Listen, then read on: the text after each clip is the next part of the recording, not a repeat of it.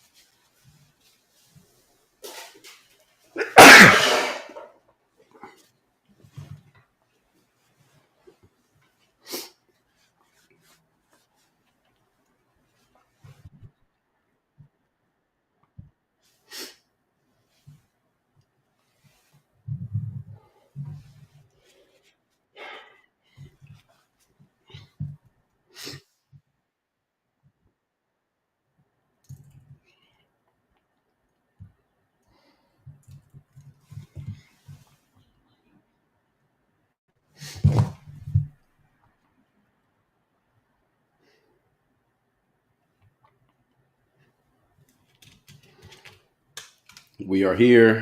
We are here.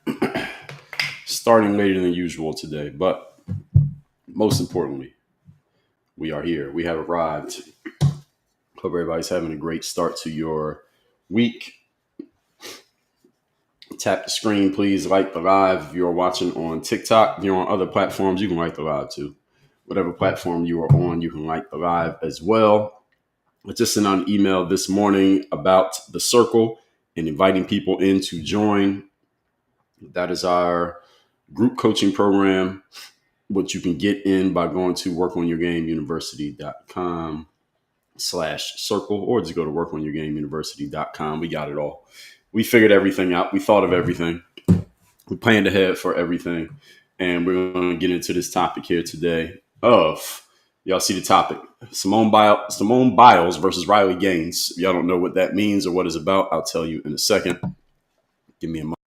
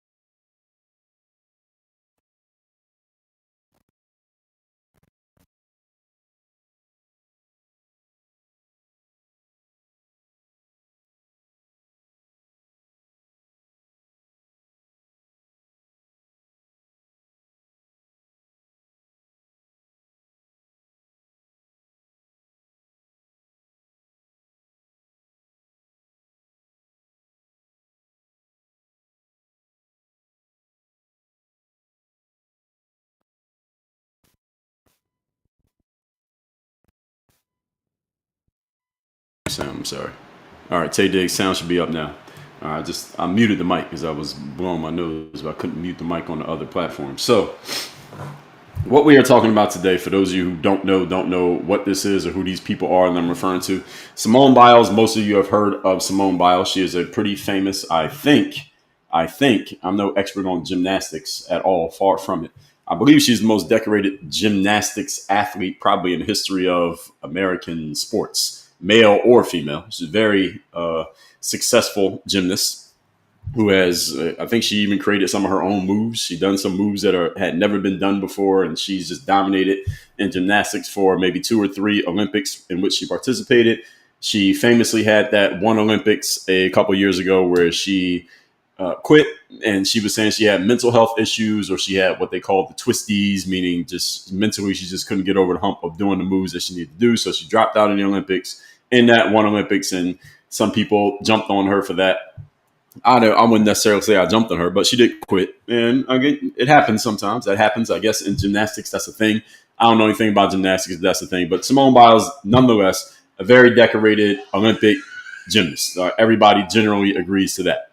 Riley Gaines, on the other hand, she plays another what they call non-revenue sport. In the collegiate sports world, we talk about revenue and non-revenue sports. So I just put them into these categories. Non-revenue sport are the sports that don't generate money at the collegiate level. They basically cost money. So the two sports that make money are basketball and football. Most of the other sports, 99% of the time, they do not make money, but they are subsidized by the money generated by the money sports that do draw money, like football and basketball. So swimming and gymnastics are non-revenue sports. Riley Gaines is a swimmer, or was a swimmer, at the collegiate level. Now, I don't remember. I think she went to Kentucky as a swimmer, and she was a pretty good swimmer, but wouldn't be on the radar of myself and probably most of you. And so Agent in Chicago said Simone Biles did not create the movies that are named after her. All right, fair enough. So see, this is my lack of gymnastics acumen is showing already. But don't worry, I don't need to understand gymnastics to talk about what we're going to talk about here today. But thank you for that info, Agent in Chicago. So Riley Gaines was a swimmer at the collegiate level, doing her thing, again, under the radar to most of us. She ends up in the national championships for her swim event. I don't even know what event she swam in. It's irrelevant. She's in the championship match for the national championship in swimming. She ends up tying for 5th place with another swimmer. And at the national championships, the top 5 winners all get a trophy. So she ends up tying for 5th place, and she tied with a swimmer by the name of Leah Thomas. Some of you may not have heard of Leah Thomas. I had never heard of Leah Thomas for any reason, but what I came to find out was that Leah Thomas, just a year earlier, had been Matthew William Thomas. In other words, Leah Thomas was a man masquerading as a woman. Please like the live if you're on TikTok. Thank you, everybody, liking the live. We're already at 2,000. Let's get up to 3,500, please.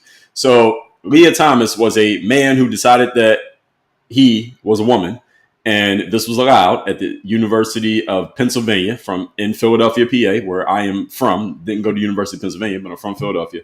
Leah Thomas swam the whole season there and was doing pretty well, made it to the national championships, came in 5th place. So 4 women did actually beat Leah Thomas, but Leah Thomas beat all the other women and tied with Riley Gaines for 5th place. This is an anomaly because tying in swimming, because swimming is measured down to like the millisecond and millimeter, they actually came in tied. And they were both going to get a trophy. Now, the issue was that at the event itself, the NCAA only brought 5 trophies. So for whatever reason, they decided that the one person who's going to get the photo op holding the trophy is going to be Leah Thomas instead of Riley Gaines. Said Riley Gaines will send you another trophy, which they eventually did. But there was a picture of her holding the trophy. Y'all saw me talking about this last Friday if you were here. And Riley Gaines decides that she just didn't like that situation. She didn't like what had happened. The fact that this man is even swimming in the women's events. And she basically decided, I believe I was listening to her being interviewed. I think she was on the Megyn Kelly show some time ago. And I think she was saying she was going to be like a dentist or a veterinarian or something like that. But she decided to ditch that plan and instead hitch her career wagon to being an activist and an outspoken person regarding protecting women's sports by keeping men, biological men, out of women's sports. So this is basically what she's decided to build her career around.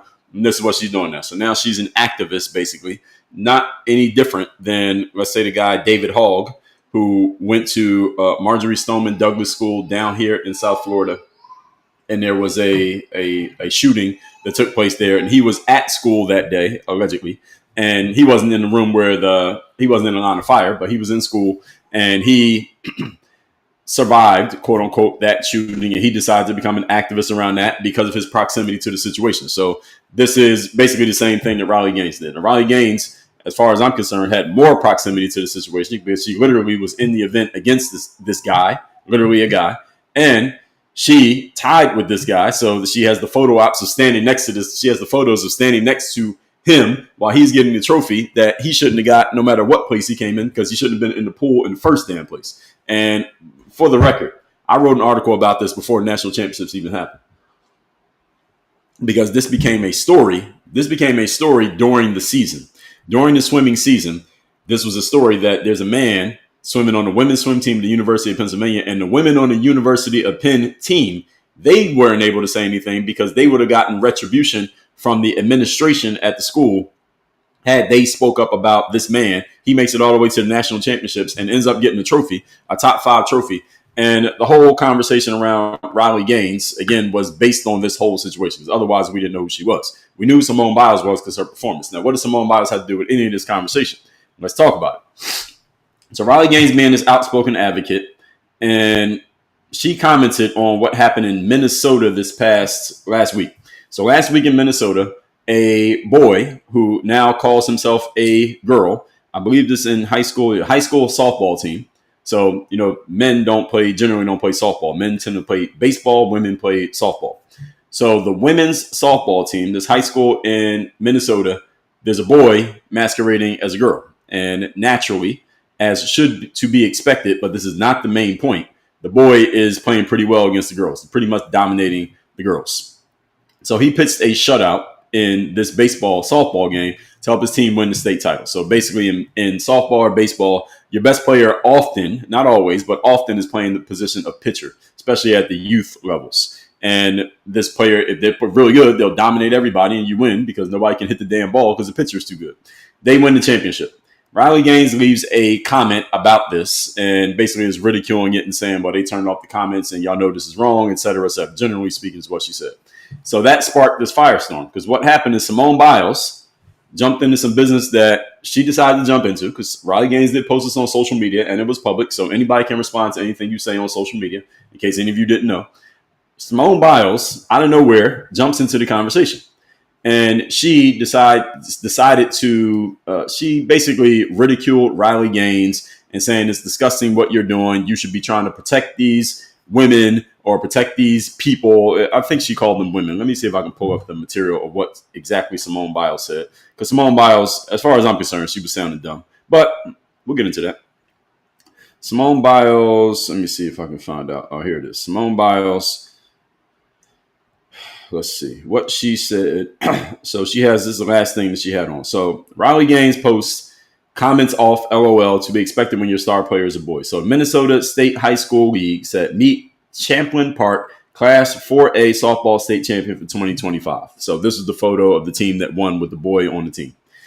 Simone Biles jumped into the conversation. Again, inexplicably, I don't know why. She said, Riley Gaines, you are truly sick. All of this campaigning because you lost a race. So the common trope, I guess, for this is a new word people like to use now.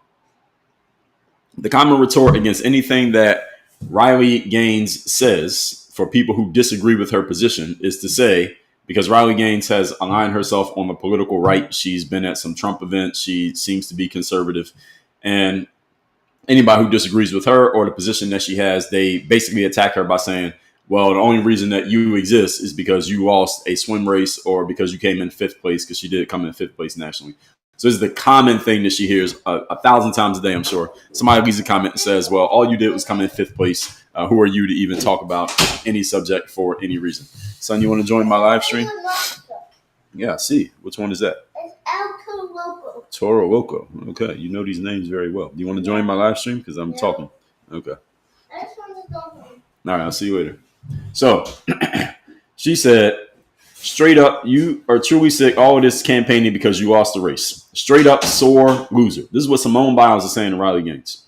You should be uplifting the trans community and perhaps finding a way to make sports inclusive or creating a new avenue where trans feel safe in sports. Maybe a transgender category in all sports. But instead, you bully them. One thing for sure is that no one in sports is safe with you around. And then she had like 5 exclamation points. And this post got 50 million engagements, 50 million views, over the weekend. This was posted on Friday night, 50 million views. And this started an entire conversation to the point that we are here talking about it right now. First of all, I'm going to come back to this, but let me say this. Number one, why is Simone Biles even jumping into this conversation in the first place? That's the first thing that I'm thinking. And I'm going to tell you my theory. We're going to talk about this a little bit more as we keep going. Simone Biles is an Olympic gymnast, and we know that Olympic gymnastics or any type of Olympic-only sport, pretty much, nobody talks about these people in between the years when they're actually competing because nobody gives a damn. Nobody's talking about Simone Biles in between, what year is it now? 2025. So we have no reason to talk about her until, 2028 if she was to compete again. I don't know if she's retired or not. She's just jumping into this conversation generally, but appears to me for no reason. Why is she jumping into this conversation?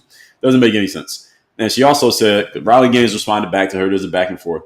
Simone Biles then says, bully someone your own size, which would ironically be a male. She said that to Riley Gaines. So Simone Biles is jumping into this is the Mean Girls. This is Mean Girls, what she's doing. Girls talking shit to each other and attacking her. This one got 60 million views when she said that one. And I think that's pretty much all she said. Now, why is Simone Biles jumping into this conversation? Why does she care? Why does she have something to say on this subject? Why is she jumping in on Riley Gaines, who's been talking about this for as long as we've known about Riley Gaines? It's been about, I think that Leah Thomas thing was maybe 2021.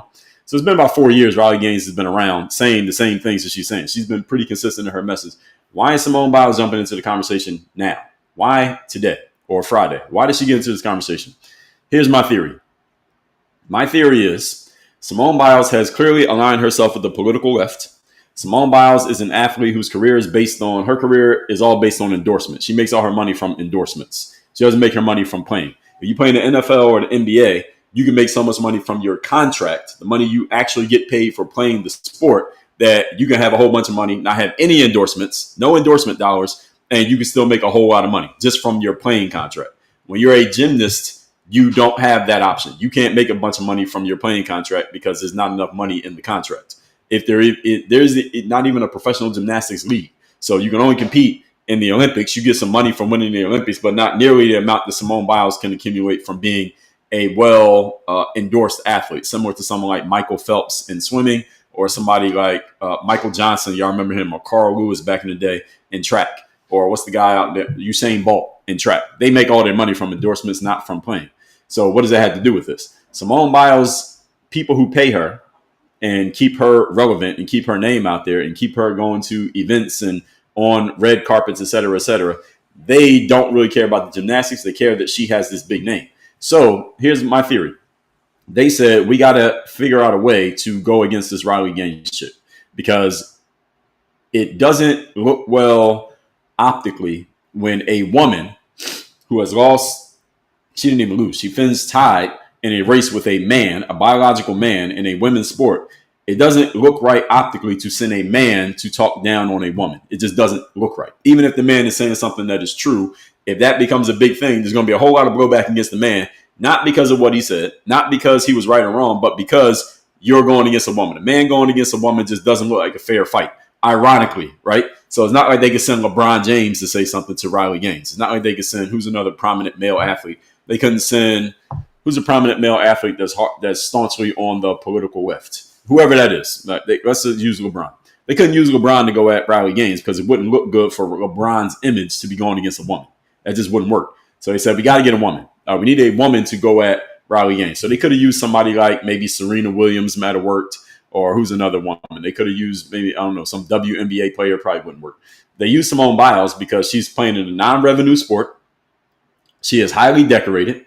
There's no stains. There are no stains on Simone Biles' name, her profile. There's no stains on her profile, except that time that she quit in the Olympics, which was a performance type of thing. And they said, we got to have a woman go against her to discredit her strongly enough. And there was a lot of back and forth that happened between the two of them over the course of this exchange. And we'll get into some of those as we talk here.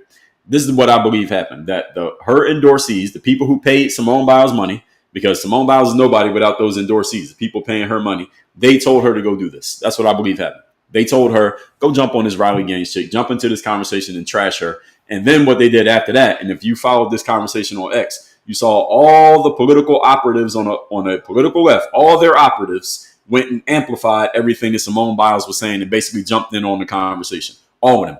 Everyone who's on the political left, and you see them always talking about whatever the current thing is, they all jumped in on this conversation to quote unquote support Simone Biles and to trash Riley Gaines. And I'm like, why is everybody caring about this now? Riley Gaines been talking about the same stuff week after week after week for years. Why all of a sudden are they jumping in on it now? And here's what I think is the reason for that.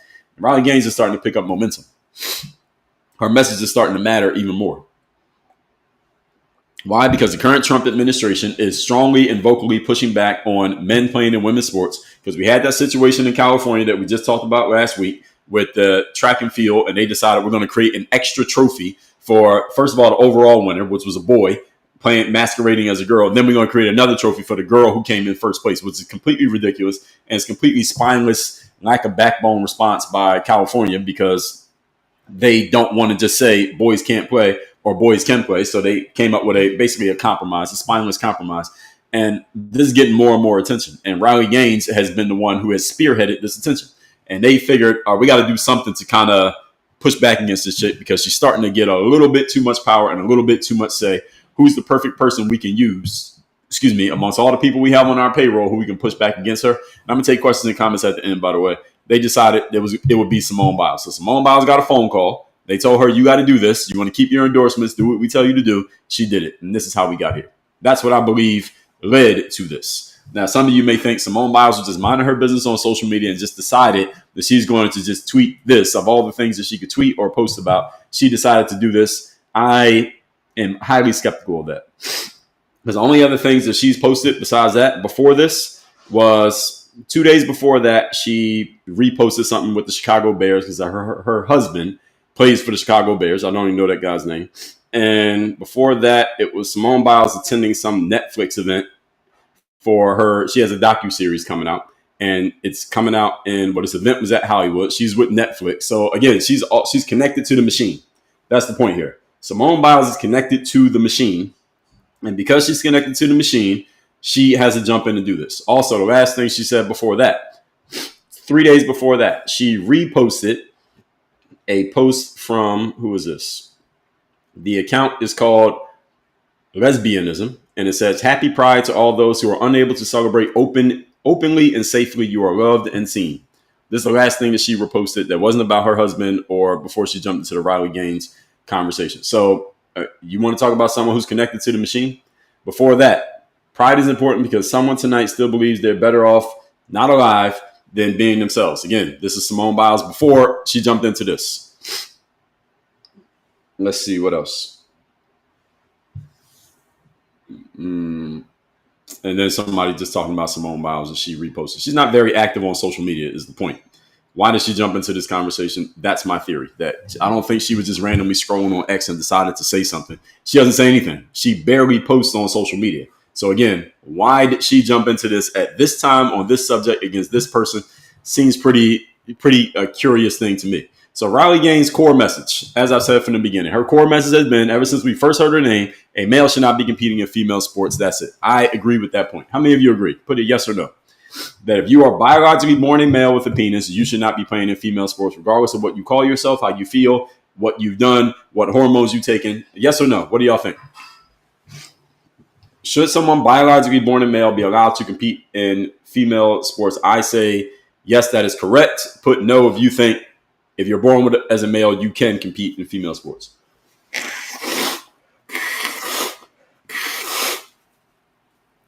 Okay, so most of you who are in this room, now you all are a certain sample size, I'm sure, are all saying that doesn't make any sense. So Ty is saying Simone has free will. That's why. No, I don't think so. Not in that situation. And I'll just explain to you why I don't think she has free will. She doesn't have free will because, again, when you're making all your money from endorsements, those people who are paying those endorsements, if they tell you to do something, you have no choice but to do it or to lose your money. And it's not like she's making money from her contract. There's no money to be made by being a gymnast. Money is made by being a famous gymnast. Same way there's no money to be made being a swimmer. So Michael Phelps, all the money he made was made because he was a famous swimmer. The average swimmer, you don't know who they are. And the reason you don't know who they are is not because they don't exist. It's because they're not famous. They're not famous because they're not making a ton of money. Simone Biles is where she is because of her endorsees, and if her endorsees say do this, this, and this, she has no choice but to do it or to lose her whole platform. So instead of engaging with the point, what people are doing are attacking Riley Gaines, and they keep bringing up this, you came in fifth place. You're a loser. You came in fifth. First of all, let's get clear on this. As someone who has played sports at the professional level, fifth in the nation is not a loser. Now, you lost to the other four people in front of you, but fifth in the nation? She was fifth in the nation in her sport, in her event. All right, that's success. That's why she got a trophy. So people also, I've seen a few people throw out this participation trophy phrase. It's not a participation trophy becoming fifth in the nation, and they literally have trophies for the top 5 winners. What are you talking about? It's like saying somebody got a participation trophy for getting a bronze medal at the Olympics. It doesn't make any sense. The top 3 get a medal. In swimming, the top 5 get a trophy. She got a trophy. So she's not, you can't call her a sore loser. And she didn't even lose to the man. She tied with the man. She didn't lose. She was in a competition that's supposed to be for women. It's a women's sport. There is a man. He was a man for 21 years. This dude's like 6'4". If y'all see a picture of this guy, Leah Thomas, this dude is not some little dude. He's a 6'4" man. You can tell he's a man. She tied with him at the national championships. So she didn't lose. So she can't be a sore loser. It's not a participation trophy because there's an actual trophy. And she decided there should not be a man in this pool. She was out of all the women who were in professional swimming, collegiate swimming that year at the Division I level on scholarship. Again, so you can't say she was some bum. She's on scholarship at a D1 school of swimming. And swimming is a big sport. Thanks to Title IX, all these sports have scholarships. She was a scholarship Division I athlete who made it to the national championship competition of her sport. How many people who are attacking Riley Gaines have you done that? Have you made it to the national championship and come in top 5 at anything you've done ever in your life? If you can't answer that question, then you cannot trash Riley Gaines based on performance. Not on performance. If you disagree with her point, then we can talk about the point. But you cannot trash the performance level of someone who came in top 5 in the country at a Division I sport where she was on scholarship and went to college and had her whole collegiate education paid for based on her ability to play a sport. Then she came in tied for 5th with a man in an event that's supposed to be for women. How is she a loser? How is she not a good performer? How? There's no argument you can make for that. And what people are trying to say, they're trying to compare it. They say, well, Simone Biles, she was first. She did all of these things in her sport compared to Riley Gaines. She came in 5th. Okay, fine. But understand that Simone Biles and Riley Gaines are not arguing about who was the better performer at their sport. They're arguing about should a boy be allowed to play in a sport that is for girls. That's the conversation. So people are trying to change. They're trying to move the goalposts and say, oh, well, Simone Biles is a better athlete than Riley Gaines. So that means Riley Gaines shouldn't be able to say anything. Well, Riley Gaines is a better athlete than 99% of people who are even involved in this conversation. So that means none of you should be talking. If that's the point. If it's all about who's the better performer, that's the person who should be talking the most. Riley Gaines was a Division I athlete. Simone Biles is an Olympic athlete. What kind of athlete, any of you who has something negative to say about Riley Gaines, or you've been using that frame, what kind of athlete are you? Where have you competed, and what was your performance? If you can't answer the question, then that means you should also not be speaking. Just because you agree with Simone Biles doesn't mean you get to speak. If the frame is the better performing athlete, their idea always wins, then again, why are you speaking? Especially those of you who never even played the sport. So I just want to put that point on the record to make sure everybody got it. So people are attacking her, talking about that you came in 5th. Again, 5th in the nation. Next, this is a textbook ad hominem fallacy where you attack the person, not the point. Ad hominem is you attack the person instead of the point. So anytime Riley Gaines talks, you get a bunch of people saying, well, you came in 5th place. All right, that has nothing to do with her point. They say, oh, well, you're just mad because you weren't good enough to beat whoever you were playing against, or you're a bully. What Simone Biles did here, this is textbook ad hominem. She said, you're only doing this because you lost a race. That is ad hominem. It's not the point. It has nothing to do with her losing the race. Riley Gaines could have came in 8th in the race. She could have came in 10th. She could have came in 23rd in the nation. There was a man in the pool who did not belong in the pool. That's a women's event. There's a man involved. Doesn't matter what place Riley Gaines came in. The fact that she came in tied with the man gave her leverage. But even if she had come in first, if Riley Gaines had won the race and then started the campaign and saying this man shouldn't be in it, you know what people would be saying? They'd be saying, well, why do you care? You came in first. Why are you trying to kick? Why are you trying to punch down on somebody else? That's what they would be saying about her right now. She had won the race. They would say, Riley Gaines, why are you trying to punch down on somebody else? Just let them be. Why do you care? It didn't affect you in any way. Why do you care so much? Why are you worried about it? That's what they would be saying. If she had came in 6th place and the man actually finished in front of her, they'd be going even harder on the sore loser thing. But since she came in tied, again, it was perfect for her to be able to leverage this, so she had a solid reason to do it. But this whole attacking her as a person because of where she came in the race makes no sense whatsoever. Again, she can come in first, she can come in last. Her argument still stands on the principle that a man does not belong in a women's pool, period. The race result doesn't make your logic stronger or weaker. The same way that Simone Biles' athletic accomplishments as a gymnast do not make her argument legitimate just because she's a professional, not a professional, but a highly decorated Olympic athlete. That does not mean that anything Simone Biles says about sports has to be accepted and cannot be challenged because she's won a whole bunch of medals. What if Simone Biles had the exact opposite opinion? Would you still have that same frame? That's my question to everybody in here. Anybody who's using the frame of, well, hey, Simone Biles is this decorated as an athlete. Any of you, all of you should be quiet because she's speaking. Okay, what if Simone Biles had the opposite opinion? Would you be saying that? And the answer is, of course, hell no. The same people who are clapping for Simone Biles now wouldn't be saying a damn thing if Simone Biles agreed with Riley Gaines.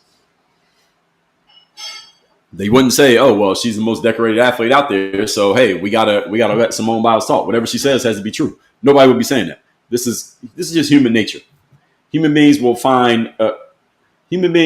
come up with emotionally based reasons that sound like they make logical sense as long as it goes along with what they already agree with. And this is a classic example of it. So the people mocking this 5th place finish, as I already said, you never competed in anything, you never won a medal, never qualify for a high level meet, especially at the collegiate level. Division I college swimming is a very competitive thing, and it's hard to get in. Not everybody makes it to play on a Division I swim team, male or female. And that requires a high level of performance. But again, it's not even the point. So people aren't even talking about what actually should be talked about here. This whole Riley Gaines, Simone Biles conversation became more of a referendum on the people involved than it is a referendum on the actual point, which is exactly what the political left wants to do, by the way. In case any of you didn't catch it. All right, this is the 3-card Monty that they play. So someone comes out and they make a logical point about some societal issue. And there's a debate on that societal issue. But, because the person who made the point, and whatever their logical point is, tends to have some very strong moral foundation upon which it is built, i.e., if you're a boy, you should not be competing in sports against girls. That has a very strong moral foundation. All right, that's the same reason that you see people say back in the days, I don't know how it is now, that a boy shouldn't hit a girl. So if a girl hits a boy, that's wrong. She shouldn't do it. But the boy shouldn't hit the girl back because boys are bigger than girls. They're stronger than girls. That a boy and a girl should not be going against each other. If a woman punches a man in the face, the man's probably not going to call the cops and get her arrested for domestic violence. But if a man punches a woman in the face, he's probably going to get arrested. He's going to go to jail. His career may be over. He might lose his job. He's going to have that stain on his name for the rest of his life. Why? Because men and women are not equal. Have we generally always agreed on this? So there's a strong moral standing to what Riley Gaines is saying, is that a boy should not be competing against girls because he's taking opportunity away from girls. A man has physical capabilities that a girl does not have. And regardless of how they perform, a boy does not belong in a woman's space, period. A man does not belong in a woman's space, period. There is no exceptions. And the political left, as much as they may sound ridiculous on certain subjects, they understand this. They understand everything that I just said. They don't disagree with any of this. They understand it. But the problem is the political left has planted its flag on this concept that we are going to be they call themselves liberals. Right? Liberal means we're open to more things. Conservative means we're not open to everything. We're going to conserve these values. These are the values that are going to be kept in place. This is the way that we're going to operate. And no, we are not open to anything and everything. The liberal side says, okay, we are open to anything and everything. We're open to opening our borders and letting more people come in. We're a country of immigrants anyway. We're open to, if a boy decides that he feels like a girl, or he decides that he was born in the wrong body, he was always a girl, but he just has the body of a boy, then that it's okay if he wants to go and become a girl. And if he says he's a girl, we got to call him a girl. And if he says his pronouns are she and her, then we got to call him by her and she pronouns. And we're just going to go along with this. And it becomes, what happens is the means become the ends. What's happening in politics, especially on the political left, is that they take anything that the political right likes and they position themselves as being the opposite of this. This is the law of contrast. And it works politically in certain senses because you make sure you draw a clear line between yourself and your opponent. It helps people choose sides and helps you win votes. But at the same time, you end up making yourself look ridiculous because you're basically choosing the side that goes against the other side just because the other side chose it. And with Donald Trump in place and Donald Trump making public statements about, hey, we're not going to have boys playing in girls' sports. The more he makes that public statement, the more strongly anybody who has decided that they don't like Trump, they have to go against anything that Trump says. Even if what Trump says is something you agree with, if you decided you're going to go against Trump by any means necessary, now you may find yourself looking ridiculous by going against something that he said that you actually agree with. But, hey, I can't agree with Trump, so I got to go against Trump. So if Trump says no boys can play girls' sports, and you're like, uh-oh. I actually agree with that, but I don't like Donald Trump. So boys can play girls sports. So you got to go along with it. This is how people end up making themselves look ridiculous. That's what I believe the political left has positioned themselves as here. You may not agree. I think I'm taking it to an extreme, but this is generally what they've done. Why should a boy be able to play in a girl sport? It doesn't make any sense. Oh, because he feels like a girl? Because he decided that he's a girl? No. And by the way, let me make sure I'm on the record with this. There's no such thing as changing your gender. There's no such thing as transgenderism. That's not a thing. You cannot become something other than how you were born in this sense. There are certain aspects of your characteristics that are changeable, and there are certain aspects that are not changeable. If you are born to two black parents, you are black. All right, it doesn't matter what you call yourself, how you feel, what you decide, you are black. All right, you have two black parents, you're black. Period. That's it. You have two white parents, you're white. You got two Latin parents, you're Latin. You can't change that. That's called an immutable characteristic. Immutable characteristic. You're born with a bat and balls, a penis and testicles, you are a boy. You're born with a vagina, you're a girl. Those are immutable characteristics. You can't change those. Now, could you go to the doctor and get some operations, et cetera, done? Yes. Could you fool some people? Yes. Could you put on a wig and lipstick, and depending on what kind of pharmaceuticals, got to be careful what words I say here, you take, could you fool some people out in the streets? Yes, absolutely. In pictures, absolutely you could. Does that change immutably what you are? The answer is no, it does not. You are what you are. You are born how you were born, and that's what you are stuck with in this sense. There is no such thing as changing your gender from boy to girl, or from girl to boy, or from boy or girl to nothing. What is these things? The they, thems, the X's, the zers, and all this other bullshit. This all comes from the liberal side, because the liberal side means we are liberally open to new ideas, new suggestions, new changes. Let's just try this new thing. I'm open to change. I'm open to doing new things. I'm an open-minded individual on certain subjects. However, on other subjects, I am completely closed-minded. I'm completely bigoted. I am completely rigid. And no, there is no discussion on this subject. A boy becoming a girl, there's no discussion. All right, I'm not liberal to that concept. No. Closed. Right. There's no discussion. Nobody's taking your call. No, we're not having a conversation about that. That's not happening. And I've talked about this over and over again.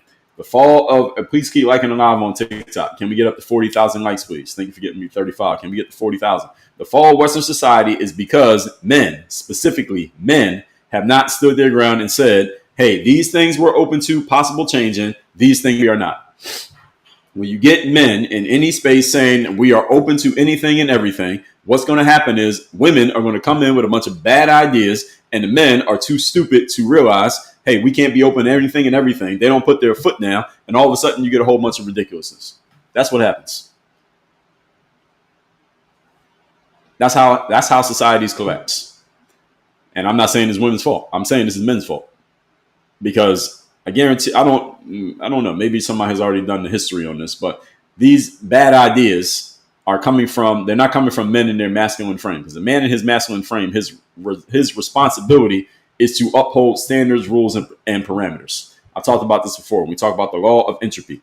The law of entropy states that things are always moving into a higher state of chaos and disorder. That's what liberalism is about. More chaos, more disorder, more openness. When you open yourself to more and more things, you are opening yourself to the possibility of chaos and disorder. That's what happens the more things you allow. If you open all the windows and all the doors to your home and you just leave it like that for a week, you're going to have chaos and disorder inside of your house. Why? Because you have no borders. Your borders are open. You're going to get chaos. That's naturally what occurs. Again, this is a scientific principle. This is not a theory that I made up. So when you open the doors to anything and everything, you get anything and everything. When you close the doors, this is the general concept, what I'm explaining here with conservatism. You close the doors and say, these things can stay in, these things are not allowed in. That's why we close the windows and we close the doors so these things can't come in. These things are going to be conserved here on the inside. And the emotional manipulation that you hear from people who are influenced by people on the political left is, well, hey, it's time to change. It's time for change. Y'all seen this whole thing, this movement for change? You hear organizations saying this. You see corporations saying it. You see commercials about this. The movement for change. Let's hold up. We don't do change just for the sake of change. That doesn't make any sense. You don't change something just because we need change. We've been doing this for a long time, so how about we change? That works on people. It's a very simple concept, but it works really well on people. I'll give you some examples. Do you remember when Kentucky Fried Chicken decided they weren't going to sell fried chicken anymore? You remember that? It's probably about 15, 16 years ago, sometime around then. Y'all remember that? When they decided they weren't going to be KFC anymore, they're going to be KGC. We're going to be Kentucky Grilled Chicken. Y'all remember that? Kentucky Grilled Chicken? How'd that work? How'd that go? They decided to be Kentucky Grilled Chicken. The first thing that happened is they ran out of fucking chicken because they were going to give everybody chicken for free. Remember, Oprah was involved somehow. You get a coupon, you go to KFC, you get some free grilled chicken. They ran out of chicken. That's the first thing that happened.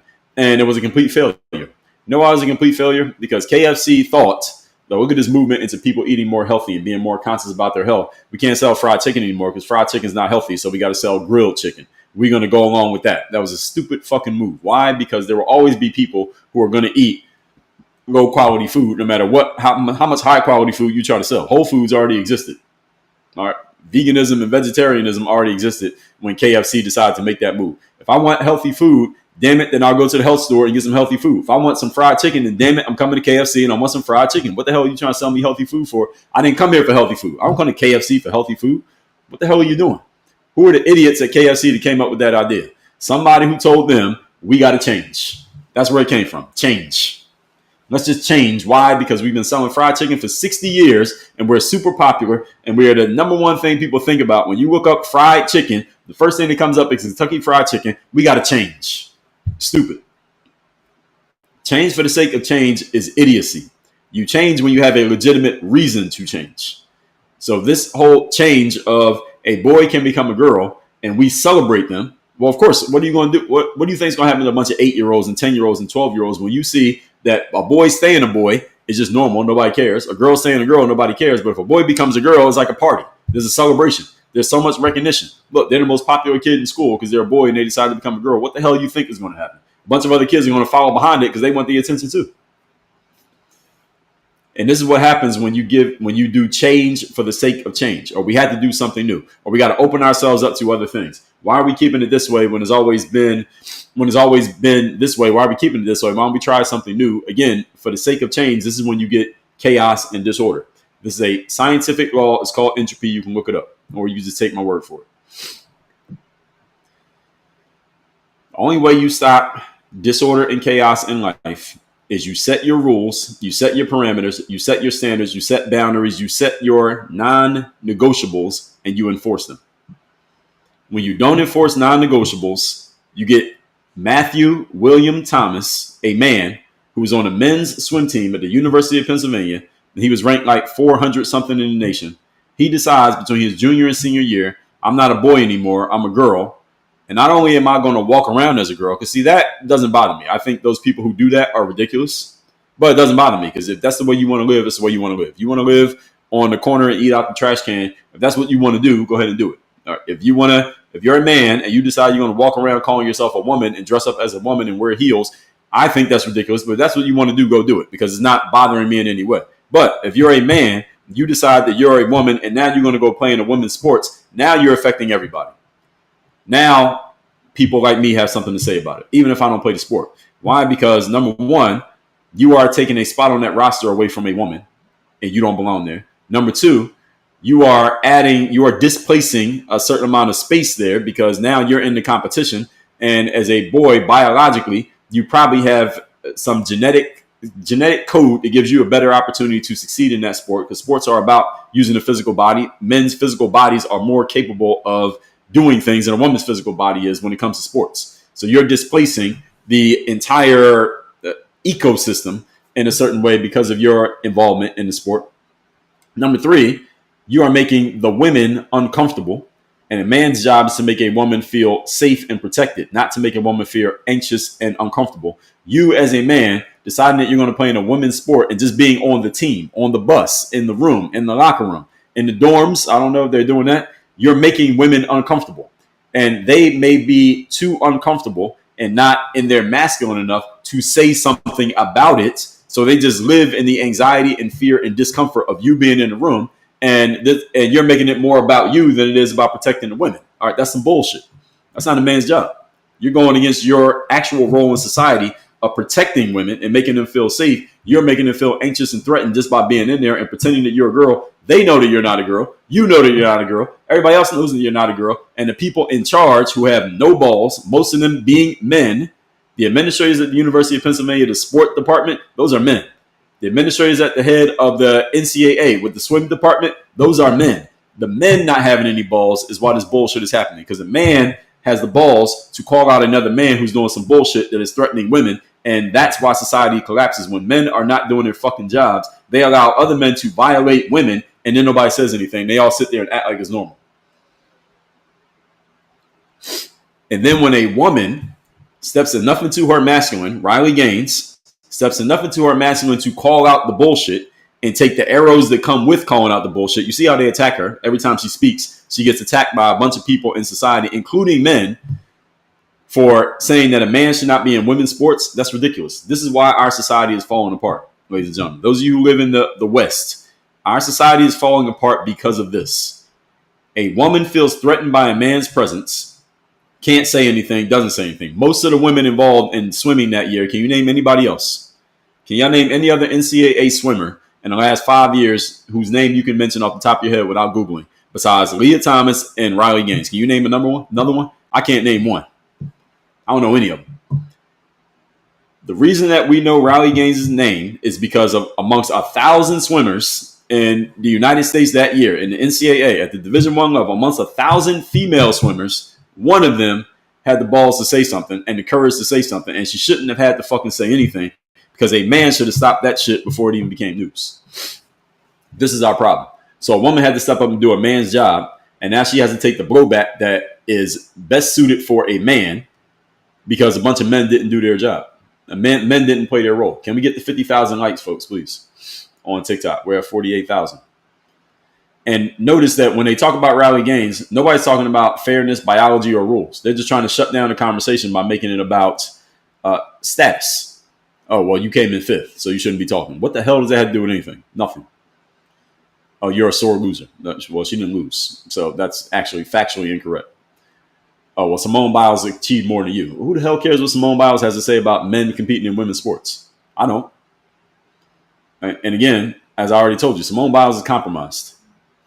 When you receive a paycheck from another organization, if that organization calls you and say, this is what you got to do, well, what you going to do? You ain't got no choice, or you're going to lose your money. Where else Simone Biles making money from? She's making money because she's connected to the machine. She got a show with Netflix. She has all these endorsements. She has put herself strongly on the political left. Well, guess what? Now you got to do what the political left tells you to do, or they'll drop you. And they will stain your name on the way out the door at the same time. You want to see an example of this? Look at Kanye West. You go against the grain in the machine? Okay, you want to go against us? Okay. We'll show you how that goes. You think that can't happen? It can. If you don't take that call and you don't do what they say, that's what happens. So for those of you who had the Sesame Street version of how things go, Simone Biles just spoke up on her own volition. No, I don't think so. Again, she barely uses X. Why is she jumping in that conversation? You don't see her debating with anybody else on any subject ever. Now all of a sudden she's jumping in that. Even when people were trashing her, she wasn't saying much. She did an interview a couple of years ago. She's married to some guy who's I guess we call him a role player in the NFL. I don't even know the guy's name. He's not a famous player. And she did an interview with him where she was saying something along the lines of, she looked at him as the catch for the relationship. Like she was pursuing him more than he was pursuing her. Long story short. And I'm very much generalizing the conversation. It was like an interview that two of them did, like talking about their relationship and such. And a bunch of people jumped online and said, how the hell is Simone Biles, with all her accolades professionally, going after a dude who is barely known and who knows it, a role player in the NFL? That doesn't make any sense. And a lot of women and men who have a very warped idea how relationships work came in saying this stupid shit. She has all these Olympic gold medals. Who is she to be going after a man? Mofo, having Olympic gold medals doesn't necessarily make you a wife. Doesn't make you somebody that somebody should build a family with because you got Olympic gold medals. What the hell does that have to do with what she's doing behind closed doors in a family setting? Nothing. But people jump in saying this stupid shit because, again, a lot of people just don't think, they don't read, and they're lazy. And this man could very well be a great man. Okay, he ain't great in the NFL. I mean, he's in the NFL. That's something. You're in the top 1%. But amongst NFL players, nobody knows who this guy is. Nobody heard of him before he got married to Simone Biles, and she decided to pursue him. All right, so, but a lot of people are coming in trashing, and I'm saying all that to say this. Even when that happened, Simone Biles was barely engaging on X. A lot of people were talking all kinds of crazy shit. She made like one or two posts about it, kind of laughing about it, and she said nothing else. So even when her own relationship was being attacked, she was very, very quiet on X. all of a sudden she jumps in this conversation about men playing women's sports in high school. All of a sudden she has something to say now. All of a sudden she's outspoken on X. Really? Somebody explain to me logically how that makes sense. Because not like this whole conversation about boys playing girls sports is new. This ain't new. This has been a conversation for at least 5 years. Why is she jumping in the conversation now? Why today? When she barely even uses the app. I showed you what she posts. She don't post anything. She basically reposts what other people said. All her posts on X. Let me go back to her account. All her posts on X before this conversation with Riley Gaines, repost for her husband, repost for her Netflix show, repost for Pride Month, repost for Pride Month, repost for the WNBA, which is a week ago, repost for my daughter worked hard to make a project about her role model, who happens to be Simone Biles, and tagged her. She reposted that. Repost, Simone Biles got nominated for a Nickelodeon award. Repost, Simone Biles was at some commencement. I guess maybe she was a speaker at a college. Oh, no, she got an honorary degree from Washington University in St. Louis. Simone Biles got an honorary degree from Washington University in St. Louis. Let's see what she was talking about. So they got a famous athlete to get an honorary degree from Washington University of St. Louis. Why is she getting an honorary degree? Because she's a famous athlete. All right, so that tells you all you need to know about honorary degrees, by the way, next time you see somebody getting one. Before that was a month ago, her last post. I just gave you all her last posts, everything I just read off. The last one before that was a month ago. It was a picture of her sitting with her, I'm assuming this is her husband, saying 2-year anniversary. I love you so much. And before that was USA Gymnastics. She's a gymnast. The last post of her actually posting something was the 2-year anniversary on May 7th, literally a month ago. And then 3 days before that was her in a picture. She's at a hotel and she has on like this purple outfit. So I guess she thought she looked good. So she posted this picture. That's the last thing where she actually posted something. And this was, where was that? Oh, it was at the Kentucky Derby. So she went to the Kentucky Derby. I'm saying all that to say this. She doesn't even engage on X. She doesn't engage. She gets talked about a lot. She doesn't engage at all. All of a sudden, she wants to talk to some white girl who was a swimmer about boys playing in girl sports. Tell me how that makes sense. And let me see. I'm even looking at her replies. No, none of those either. She has responded to a couple people maybe tagging her, like she at replies, so those don't show up in her main feed. But the last one before this Riley Gaines thing was a week ago, June 1st. Someone was saying, I want to put all my girls in gymnastics, and Simone Biles jumps off and said, yeah, we'll have more just the beginning, talking about gymnastics. Everything else, she hasn't responded to anything. And that's it. So what I miss? Now she got something to say. This is what happens when you're connected to the machine, folks. You got to do what they tell you to do. When that call comes, you got to do what they say. This happens in politics. This is why you see some of your favorite athletes jumping on the political machine and endorsing candidates. This is why you see them, when that virus was out, telling you to take the jab. Why? Because they have to. When you're connected to the machine and they're paying you all that money, and that's the only way you're making your money, you have to do what they tell you to do. That's it. So, Simone Biles, decorated athlete. We agree. Her medal count, nothing to do with the issue. I say, as I already told you, her PR teams said, this is one for you to jump on. This will actually get your name in a news cycle again. It'll please our endorsers. And this further divides the groups. Boys can't play in women's sports. Boys can play in women's sports. It further divides the group. You could jump in on this. It's a great opportunity for you to get your name in the news again, because it's 2025. So even if you did the Olympics again, that won't matter for 3 more years. All right, here's how we keep your name in the news cycle. And you can please all your political connects at the same time. Big brands are virtue signalers, in case any of you didn't know. Right, any of you not know that? Big brands signal virtue. What does that mean? This is why you saw all these big pro sports teams making a post about Pride Month at the beginning of June. This is why you see a lot of sports teams will have Pride Night. Like the baseball team here in Miami, the Marlins, they probably have a Pride Night scheduled sometime this month. Like it's Pride Night. So again, anybody who's involved with Pride, you come to the game that night and you get something special, and maybe they give away a T-shirt or something like that.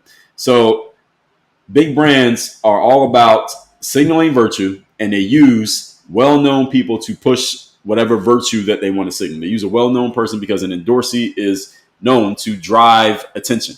Because you're well-known, people are going to pay attention to it just because your name is attached to it when otherwise nobody would care about the subject. This is why this is why people do endorsements. So nobody would care about Gatorade if we didn't have Michael Jordan telling you to be like Mike and drink Gatorade. All right, that sold a lot of fucking Gatorade. So the same thing with Simone Biles. So they want Simone to look like this voice of reason on a certain subject, not because Simone Biles cares about this topic. I don't think Simone Biles personally gives a damn about whether a boy plays a girl sport. I don't think she cares on a basic level. Like if she wasn't getting paid or she wasn't involved in any of these things, would she have anything to say about this? I highly doubt it. Maybe she has an opinion, but would she go jump up on the internet and start talking about it on social media? I doubt it. Why? Because you jump into a conversation like this, you're putting yourself in a line of fire. Why do that? Why risk it? What does she have to gain by jumping into this conversation? Nothing. She's already well known. She's already super famous. She got all those gold medals. She's pretty much well liked by everybody. What reason does she have to jump into a conversation where she's about to get a whole bunch of people to not like her because she jumped in the conversation? Why would you do that? Somebody explain to me why she would do that. Why would you jump into a conversation? You're already well liked. You're already making your money. You already got a bunch of fans. You already have your career decorations. You already got all these things in place. Why would you jump into a conversation on such a divisive issue and plant your flag on one side of that divide? Why would you do it? What do you have to gain by doing this? Who's paying her? The people, her endorsees. You think she made her money from doing gymnastics? How much money can you make doing gymnastics? Name three gymnasts who made a lot of money besides Simone Biles without Googling. You can't name one. There's no money in gymnastics.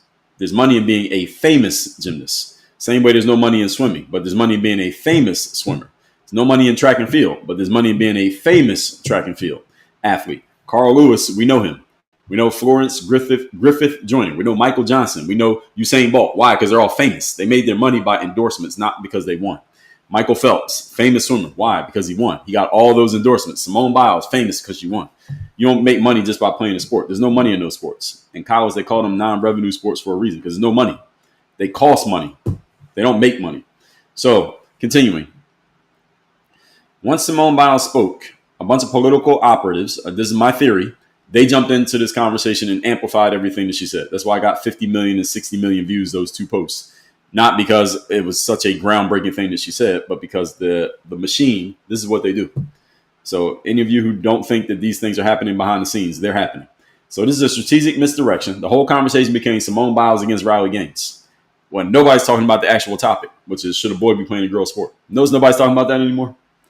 That was what the conversation was supposed to be about. Nobody's talking about it. This is what they want. They want people arguing about something that has nothing to do with the actual subject so that the subject gets swept under the rug and everybody's paying attention to this over here. All right. It's a classic misdirection play. And for the most part, on most people, this worked. This is exactly how the political left wins cultural battles. This is how they do it. This is their job. And this is what the political right needs to figure out over the next 3 years. So any of you who's on the political right, all right, this is what needs to be figured out over the next 3 years. The messaging.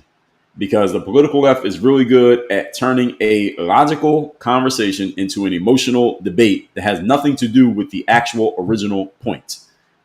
This case in point right here. A boy playing in a girl sport is the logical point. Conversation now is Riley Gaines against Simone Biles. And everybody's talking about that. No one's talking about the real subject. So the real subject never gets addressed. All the while, it's a bunch of boys playing in girl sports, and girls are losing their opportunities, their trophies, their scholarships, and everything. And just their safety as females, having a man in a space that's supposed to be only for women, and nobody's talking about it.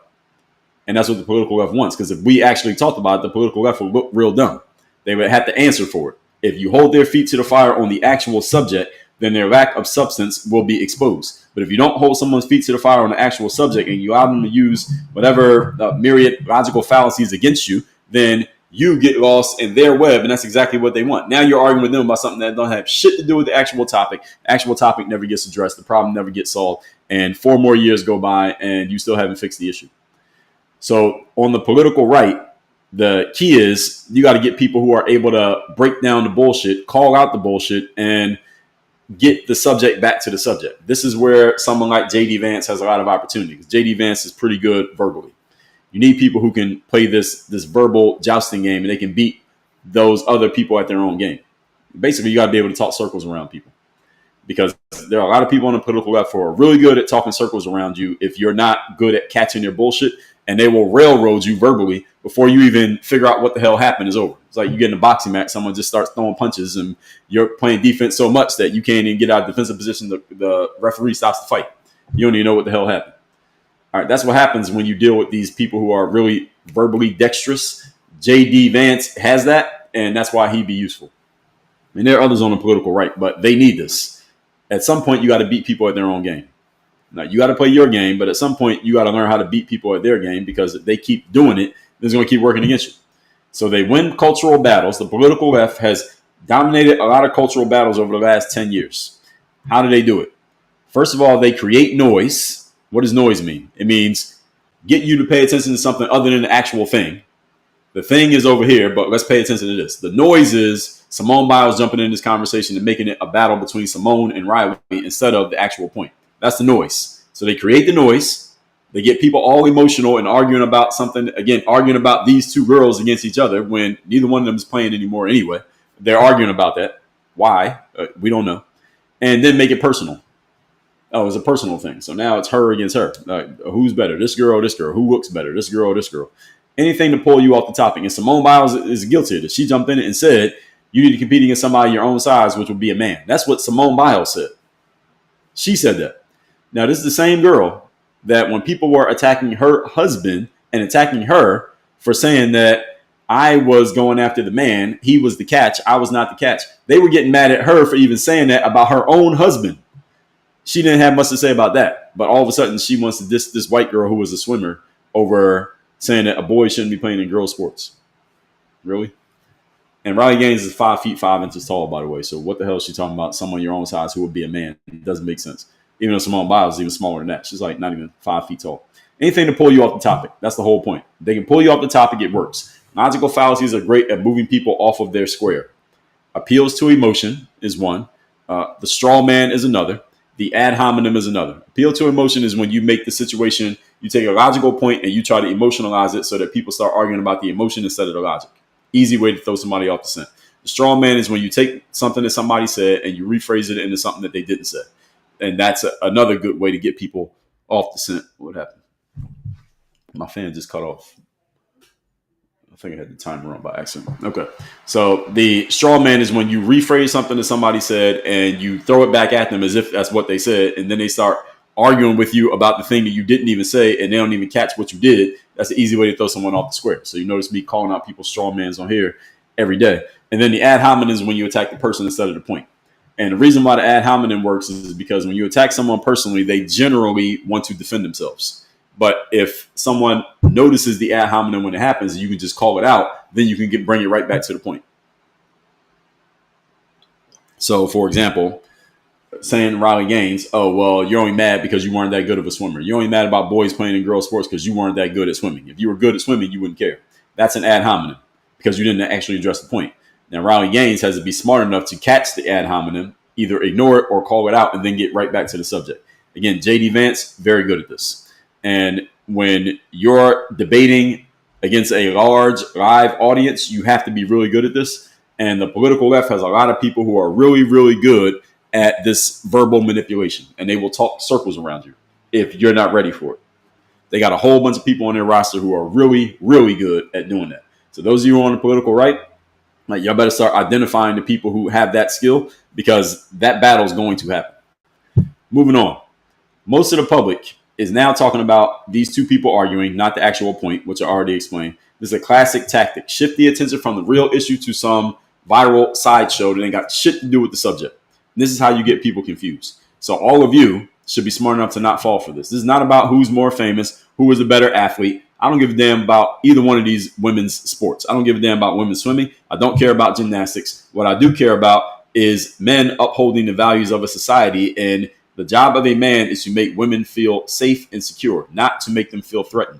A man in the women's locker room is threatening the women in the room, even if they don't say anything. Again, a woman's not going to say anything. Most women are not going to clear their throats and call out a man, especially in a private space. That's a man's job to keep the man from going in there in the first fucking place. And if men are not doing that, we are failing. And this is the reason why the West is falling apart. And biological males competing in female sports is not only unfair, it is just wrong, period. It is about fairness, but it's not.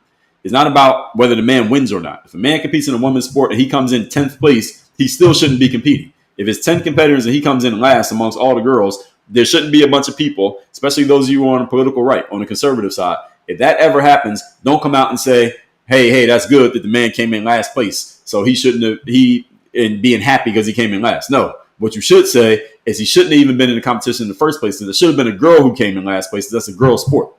The fact that he even competed is the problem, not where he placed. Leah Thomas came in 5th in the nation. That means there was how many other swimmers in the nation that year? They lost their opportunity because he was in the fucking pool. That's the problem, not where he came in. I don't care if he came in first or last. Even if he came in last, a girl should have came in last because he shouldn't have even been competing in the first place. That's what people need to address. Please keep it on the topic. All of you, keep it on the topic. Do not get into this, oh, it's unfair because the boy is, yes, these are supporting arguments. These things I'm about to say. The lack of fairness because the boy is physically more developed than a girl and men are generally bigger than women. That's a supporting point. The men are often beating the women. That's a supporting point. These are not the main points. The main point is the boy does not belong, period, because you're a boy. I don't care what you do when you get there. You don't belong. It's like if I went into the girls' locker room and I decided I'm going to just use that locker room. I go in the gym. I'm going to just use the girls' locker room. Doesn't matter if I don't do anything wrong in the gym. Let's say I don't ogle other girls while they're taking their clothes off. Let's say I don't touch another girl inappropriately. I don't approach another girl. I don't take my clothes off to make them feel threatened because I'm taking my clothes off in front of them. Let's say I don't do anything. I just go in there. I put my stuff in the locker room. I change my clothes. I wash my hands and I go do my workout, come back, do the same thing and leave. I didn't do anything wrong. The fact that I was in there in the first place is wrong. So we got to keep it on the most important principle. And this is where a lot of people tend to lose the plot. And when you lose the plot against someone who has this ability to talk circles around you, this is when you lose the entire, what's this called, the plot. You just lose the whole story. All that being said, let's get to the comments. And let's see where we're at here. Let's start over on YouTube. And we have Fit Business said, as a man, couldn't imagine my 13-year-old daughter going in the same bathroom with a whole grown-ass man who thinks he's a woman. Weird-ass world. Well, Fit Business, you're a man. So your responsibility as a man is, if you see that, is you call the man out. That's a man's role. If a man is doing something wrong with regards to a woman, it's the responsibility of a man to call that man out on his bullshit. That's the way societies thrive. When men won't call out other men, this is when we get chaos, disorder, and bullshit. A woman does not need to call out a man. A man needs to call out a man. So D Remedy, good morning. O-Dog said, this makes, Jonathan Owens, that's his name. So I forgot the guy's name. Makes his husband, her husband look bad. It makes him look weak and unprincipled. Well, he probably agrees with it, O-Dog. I say, this is what I said. If you're a man and you're with a woman and your woman is out in public saying something that sounds ridiculous, then that means you probably agree with it. Because, you with her. You sleep in the same bed as her. So if she's out there saying something crazy and she is representing you, then that makes you look crazy. So it does make him look bad, but I think he probably thinks it makes him look good. I'm thinking he agrees with it. Or at least he has to pretend to because he plays in the NFL. O-Dog said the left don't care if they look ridiculous. That's their superpower. But they only look ridiculous to people who are not on the left. So people on the left actually think it's smart. O-Dog said honorary degree is almost as useless as a real degree. LOL. Yeah, so they gave her an honorary degree. So that tells you what you need to know about honorary degrees. No one else got an honorary degree? P. Diddy. He has an honorary degree from, what was that, Howard? Yeah, Howard University. P. Diddy has an honorary degree. They need to give honorary degrees to people who are providing actual substance out in the world. That would be an interesting thing to do. So let me see what we got here in the comments. We have 74,000 likes. Thank you to the likers and to the moderators here for keeping everybody pushing that, tapping the screen. Let's keep it going. I'm on TikTok reading comments now. Daniel says the main argument against this is that it's a major problem and they deflect, shows the validity, in my opinion. Yes, exactly. They're deflecting because they don't want to address the issue head on, because addressing it head on, you're going to look stupid. How can you logically argue that a boy should play in a sport against girls? You can't, because the only argument is, well, the boy feels like he's a girl. Like, is that really a logical argument? No. Oh, the boy decided he was born in the wrong body. Is that a logical argument? No. You can't have a logical argument on the subject. So anyone who's on that side has to somehow, some way shift the terrain to something in which they can make an argument that makes some type of sense. Because if you just keep it on the point, they're going to look stupid. There is no one on that side who agrees with this or is tacitly or explicitly agreeing with it that can make a logical argument as to why it makes sense that a boy plays in a girl sport. You can't. Which is why they always have to change the subject. And this is why all of you get in a conversation with these folks, don't let them change the subject, because that's exactly what they're going to try to do. They're going to try to change the subject. They're going to use these logical fallacies against you, and you got to catch it and call out their bullshit so that they can't do it to you. This is the reason why I do it when I'm in these comments. Somebody comes to me with a logical fallacy, I call it out, I point it out, I explain it, and then I tell them that they got to try again. And that way you shut them up. Notice that when I call out people's logical fallacies, notice how they get quiet. So Kevin said fried chicken is good. Yes, it is. Shout out to fried chicken. All right, shout out to black people who eat fried chicken and white people. Marky Man said the new Coke failed. Yes, another one, new Coke. And they tried to come up with a new one. Why? Just because we had Coca-Cola Classic for so many years. Well, Classic is old, and now we got this new generation of people, and we got to keep up with the new generation. Bad idea. And Coca-Cola, at least they realized their bad idea, and they went back to what worked. KFC, same thing. They realized the bad idea. They went back to what worked. You know who never made this stupid mistake? McDonald's. They said, all right, people want to eat junk, and they just want it fast. We're going to keep selling junk. Now, we don't give a damn about this health thing. There's a bunch of people who also don't give a damn. We're going to keep selling them junk. Brad says, sometimes you change for all the wrong reasons. That's right. Traditional said, most folks don't like dry white meat. Oh, I didn't know that. Well, dry meat, no, I don't like it either. Is MGD said, what an idiotic thought process. What are you responding to? GY8 says, zero chance you have read a single book that is behind you.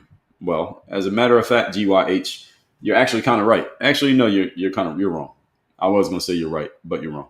I have read all of these books because these are all my books. I actually wrote all these books, and in the process of recording the audio books, I had to read every single one of them word for word.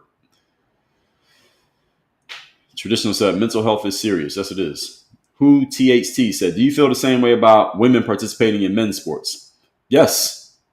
The problem is, not even the problem. The thing about women participating in men's sports is that you often don't see it because a woman does not have any type of biological advantage against a man in a sport. A woman is actually going to put herself in a worse position.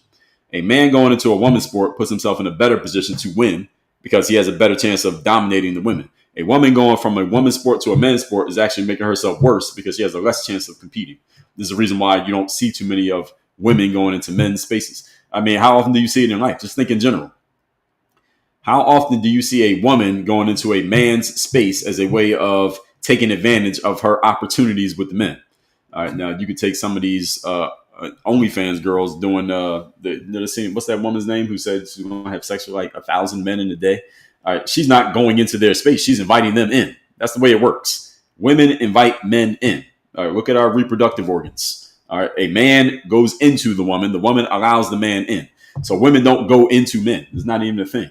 So that's why you don't see women in men's sports, not a subject. But men in women's sports is a subject because a man going into a women's sport gives himself an advantage as soon as he steps in. All right, if I was playing basketball, I decided to start playing basketball again. I started playing 10 years ago. I decided to start playing basketball again, and I go play against men, I'm going to get my ass kicked because basketball is usually for people younger and you got to be in a certain shape. But if I went and played women's sports, I might actually have a chance to compete because physically I still have some genetic abilities that women don't have. Now, I'm not going to go out there and be MVP, but I got a chance against women. I don't have a chance against men.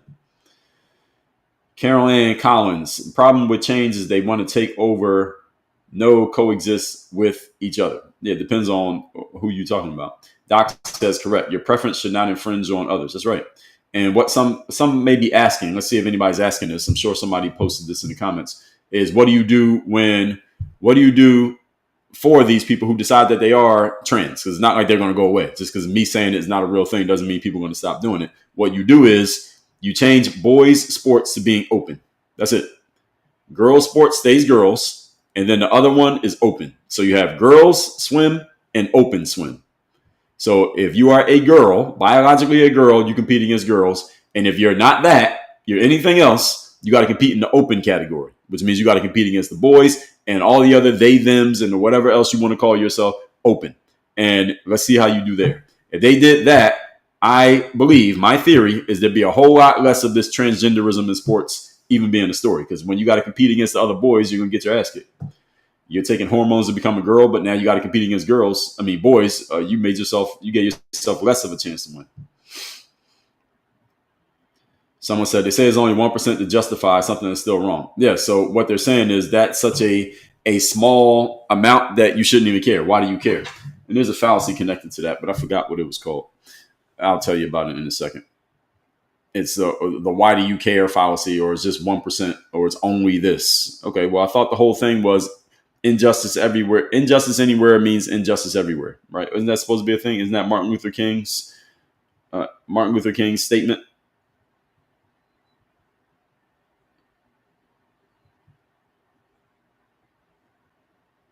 And I'm looking this up so I can remember. So one reason why I like reading these comments is it keeps me up to date on the fallacies so I can remember them. So this is called the dismissal by minimization, or the argument from triviality. So any of you, whenever you hear somebody use the, well, hey, transgender athletes is only like less than 1% of athletes at the college level. Why do you care? And people use this all the time. People on the political left, they all got, it's like a Google Doc that they pass around to each other. And anytime somebody says this, you say this. They say that, you say that. They all say the same things. So this is called the argument from triviality. So this is it's similar to the relative privation, which I told you all about maybe about 2 weeks ago. Relative privation is, why do you care about this little thing when you got bigger issues happening over here? So someone says something like, why is Donald Trump talking about boys playing girls sports when he should be worried about these citizens who are having their rights violated by the ICE department going and trying to round up illegal immigrants? Why is he paying attention to this little thing when he should be paying attention to this big thing? So that's relative privation.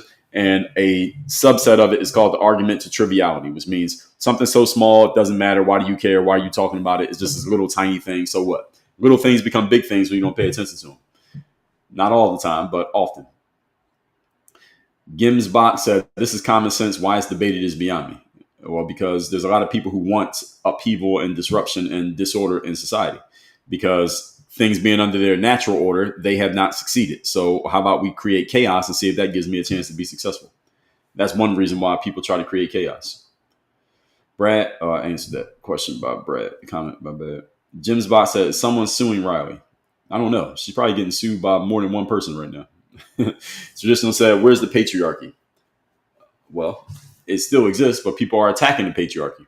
This is one of the reasons Western society is collapsing, because what happens is, who was it that was explaining this? I can't remember who it was that was explaining it. I think it was a man. I'm trying to remember if it was a woman or a man explaining it. It was a man. I was watching he had a video on YouTube, and it was actually a very good video. I think the guy's name is, y'all tell me if you ever heard this guy, because I even subscribed to his channel because I like how he was explaining things. Yeah, it's called Psych Hacks. PSYCH Hacks. Psych Hacks. And it's presented by Orion Taraban. I don't know if that's a person or a company. So it provides viewers with a brief, thought-provoking video several days a week on a variety of psychological topics inspired by his clinical practice. Yeah, so I'm guessing this is the guy, Orion Taraban, and this is his YouTube channel. So I saw this video that he put out, and it answers the question someone asked him about the patriarchy. Here's what happens, and he gave a very good explanation. Y'all can find this video on his YouTube. Let me see if I can find the video, because I saw it, and it was actually a very good video. I don't know if I'm gonna find it. Yes, it's called The Rise of the Beta. Why Men Today Are So Feminine. So look this video up. It's called Rise of the Beta. Why Men Today Are So Feminine. It has 300,000 views. It came out 2 weeks ago. And he explained it like this, that if you take a bunch of, you got all the men over here, you got all the women over here. And amongst men, there's a hierarchy. There's a status hierarchy with men. So you have a bunch of men who are at the higher end of the hierarchy. They're dominant. And then you got some men at the bottom who are weak, or you call them the beta men, who they know they can't compete with the men up top. So they're kind of relegated to the corner over here. And then you had the women all on the other side. Now, what happens is, if the women want to get influence, they can't go to the men at the top echelon, because the men at the top echelon don't have to listen to them the same way they don't have to listen to the women. So let's just divide these into three groups. So you have women are 50%. Now men are 50%, but let's say half of men are at the higher end and half of men are at the bottom end. So you got three groups: 50% women, 25% men, 25% men. And the women want to get influence, but they know they can't go to the men at the top half because those men don't need to and will not listen to them. So what they do is they go to the men who are in the bottom half and they convince those men at the bottom half, hey, you are being subjugated by those men at the top the same way that we are being subjugated by the men at the top. So how about we combine forces and tell those men at the top that they are bad and that they're wrong and that they're dominating us and they need to allow us to have space. And now your question, and they convince the men at the bottom that they should join what the women want. This is how you get feminized men. So when I say feminine energy men and I say feminized men and I say men without balls, these are the men I'm talking about. They're in the bottom half of the hierarchy amongst men. And because they can't beat the men, what they do is they go buy into and adopt the ideas of the women because they might as well be women because they have just as much power as women when it comes to the men at the top. Now, how can a bunch of women and a bunch of weak men influence and persuade a bunch of men at the top? Because the men at the top they still are better than all of these people put together, 75%. Thing is, what they do is now they have strength in numbers. Now they have a louder voice. Now they have a larger megaphone. Now they can control more companies. Now they can control more colleges. They control more corporations. They control more brands. They can get into politics. So now they just have an amplified message, and more and more and more and more people are saying the same thing. We need to destroy the patriarchy. We need to rise of the matriarchy. We need to have more of this. Men are dominating too much. It's time to let women step up. And have you heard these messages? Of course you've heard these messages. Why? It's not because women came up with it. Because if it was just women coming up with this stuff, I say this over and over again. If it was just women coming up with some bullshit, men would just say, shut the fuck up, go make me a sandwich, and it will be over. But when the women can influence some of the men to also agree with the bullshit, now it starts to get traction. And this is why you've seen so much traction for this nonsense over the last 10 to 15 years, because they got some of the men to buy into it. And when men buy into bullshit, this is when societies start to fall apart. It's not because a woman came up with some bullshit. It's because a man agreed with it. When men agree with bullshit is when you get problems. When Eve got deceived in the Garden of Eden and ate the damn apple, that did not start the problem. What started the problem is when she told the man what she did and the man followed her lead. That's when things went crazy. If the man would have said, bitch, what the hell are you doing? And smacked the apple out of her hand, then he would have solved the problem. That's what he should have did. He didn't do that. And as soon as God realized what was happening, first thing he did was call out the man. Why are you not doing your job? So this problem is literally as old as sin. So let's continue. Oh, it's Simone suing Rod. I thought you said someone. Simone. No, I don't think Simone is suing Rod. Suing her for what? Texas Fur Baby said, if men could compete against Simone, no one would know who she is.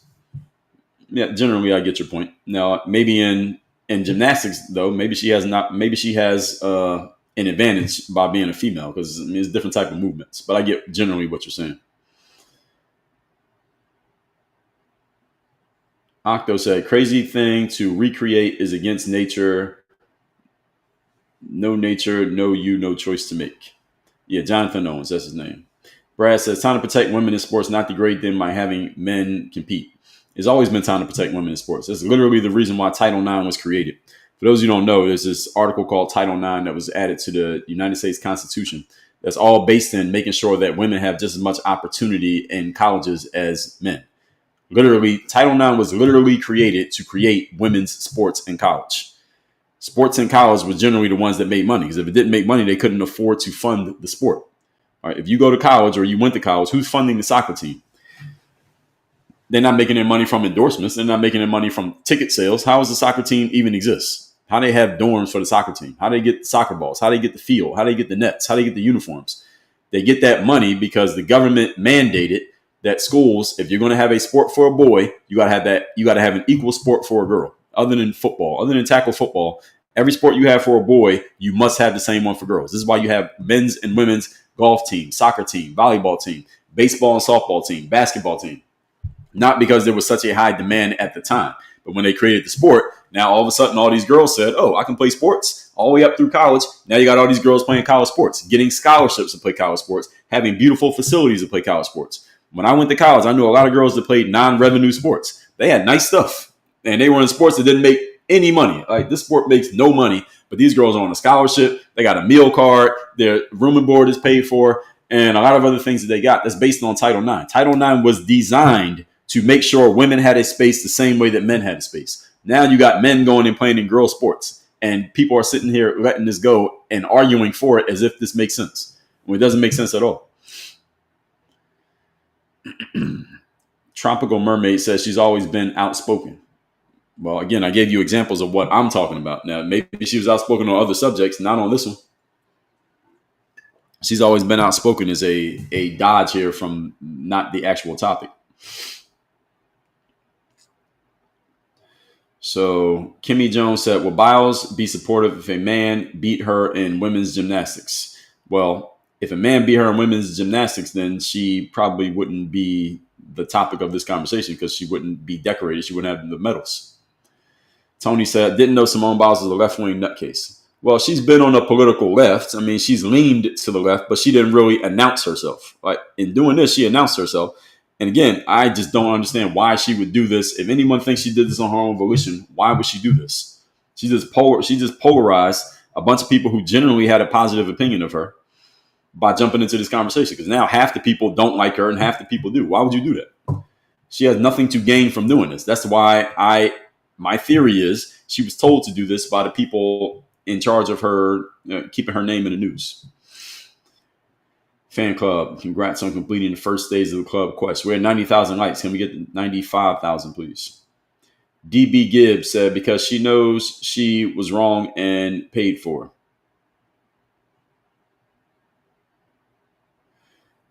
Tropical Mermaid said, you proved her being active, LOL. No, I didn't. I showed you like 5 or 6 of her posts going back a month. People are active on social media using it pretty much every day. I use X every day, so I know what active looks like. She's not active. And most of her posts, again, are not even, she's not talking about anything. She made a post, she reposted something about her husband. She reposted things about her Netflix show. And then she posted about her anniversary. Other than that, she doesn't say anything. She doesn't talk about anything. She never talks about current events. Never.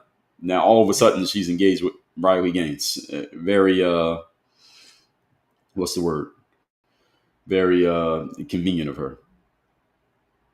CGT said, so, y'all know what that means. So, you don't think much about giving honorary degrees. Okay, so this is, it's kind of a straw man, but it's not. I'm not even going to give you the straw man of the day. You started with so, it was often a tell for the straw man, 99% of the time. It's kind of not. Do I think much about honorary? I don't think much about honorary degrees, period. Not about the giving. Honorary degrees generally don't mean much because they just gave one to Simone Biles, not because she actually did any work of substance for that university. I mean, if you get an honorary degree, it's because you should get an honorary degree if you're doing something of substance to build up a certain university's community. If you do that, then you can get an honorary degree. Now, if she did that and I don't know about it, then okay, then that makes sense. Now, if she got it because she's famous, then no, that doesn't count. So like Shaquille O'Neal got an honorary degree, I think. I don't know if he got a real degree or honorary. I think he might have got an honorary one. If it's honorary, then it means nothing. P. Diddy got an honorary degree. That one I know for sure because I remember I actually watched when he gave the speech. He gave a commencement speech. The reason he got an honorary degree because he's famous. All right, he's famous and they can draw some kind of line between that famous person and the school, and then they can use that as the excuse for why we're going to book this person to be a speaker at our commencement so that we can bring them in and we can get some social media likes and get the video and everybody can say, hey, Bill Gates spoke at my graduation, or Simone Biles spoke at my graduation, or P. Diddy or Shaq spoke at my graduation. This is all part of the machine, folks. When you're in on the machine, you get these things. They make things up just to involve you, to give you some money, and to draw attention to themselves by using your name, image, and likeness. This is the way the business works. So any of you didn't know, this is normal. Bosco said, whatever happened to men being proud men? Nothing. They still exist. It's just they're getting shouted down by the feminine energy men who are buying into terrible ideas from women. Tropical Mermaid said, y'all didn't care about women's sports until that was the next thing, talking points. I don't know what you mean by that. And who's y'all? Who are you referring to when you say y'all? I need you to be more specific. Mike May said, are you as dismissive about veteran support endorsement from big brands as well? What do you mean? Dismissive about veteran support / endorsement from big brands as well. I need more context as to what exactly you're asking here, Mike Mays. We'll go a little bit longer here on the comments here today because I started later than usual. Let's see if we go about. Can we go about 15 minutes over? Can we go to about 10:15 this morning? Everybody, you all right with that? Change the ingredients in Gatorade and I will drink it. Yeah, change it to just water. I used to drink a lot of Gatorade, but now I don't. Dan Heimbrock said maybe because she cares about justice. Yeah, that sounds good. That's called the appeal to morality. She cares about justice. So why is she talking about if she cares about justice, then why, Dan, does she not have anything else on her social media about boys playing in girls sports? She hadn't said a single thing about it until she went at Riley Gaines. And boys and girls sports have been a conversation for 5 years. So where was she?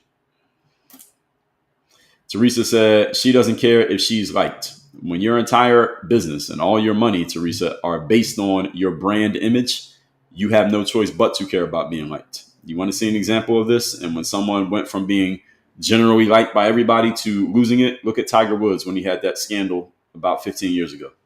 You have to care about being liked when your brand is all based on your public perception. So it sounds good to say that she doesn't care. So she just polarized half her audience for no other reason because she decided to jump in on a topic that's been going on for 5 years. She's never said a word. All of a sudden, she decides, I don't care about being liked, and now let me jump into the conversation by attacking the most well-known person on the other side on this subject, on an extremely polarizing topic. Teresa, that sounds good, but doesn't make logical sense. Angelica said, because you have to, because it all comes down to the almighty dollar. Well, if that's what you care the most about. Mark said, who's paying her? I already answered that. As the dear Panth said, I said this. Good. Tropical said, because she wants to say her opinion. Well, we know that. We know that. That's not news. K. Dot said, what I find interesting is that Kamala voters are coming after her. Are they? I didn't know about that. Most interest said, am I a Trump supporter? Not in the way that I think you're alluding to. I have no political affiliation, if that's what you're asking. I have no political affiliation. I'm not Democrat. I'm not Republican. I'm not MAGA. I'm not liberal. Trump is president, however, and I'm a supporter of whoever the president is. When Biden was president, I was a supporter of him. When Obama was president, I was a supporter of him. When Trump was president, I'm a supporter of him. I support whoever the president is because I live in America. So, of course, I support the president. To do anything otherwise would be stupid. Tropical Mermaid, stop spamming my comments, so I'm going to have to block you. Tattoo said, Riley Gaines stayed on topic about men playing girl sports. She's always been on topic because she's speaking from a logical perspective and she has a strong moral standing upon which to base her argument. People going against her don't have one, so they have to attack in other ways. K. Dot said, you voted for Kamala, you shouldn't criticize Simone. That is what your party endorses. I generally would agree with that. Mark said, do you think self-defense is a crime? Now, that's a loaded question. And that requires context. It depends on what the defense was. It depends on the continuum of force. It depends on the circumstance. So that question can't be answered in black and white. Let's see. Mark said, where I live, self-defense is a crime. Where do you live? What country you live in? In America is not. So it depends on what you're talking about. Or where you're talking about, excuse me. Tropical Mermaid, you spamming my comments too much. You got to go. One of my moderators, get Tropical Mermaid out of here. You posting like the same comment like 10 times straight. You can't do that. So any of you who's in here, if you want me to respond to your comment, once is good enough. Twice, maybe.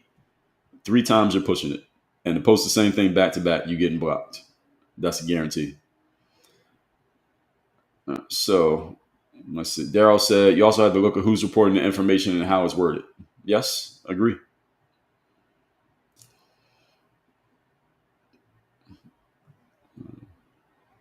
Daryl said, you don't see females fighting to compete in men's sports. Yes, because there's no advantage to be gained. And generally, women don't go running to get into a man's space. Men run to get into a women's space. That's just biologically, that's how it works. Men enter women. Women do not enter men. Unless they're using a strap on. But we're not talking about that. All right, so, Mr. Martin said, it won't happen. That's feelings.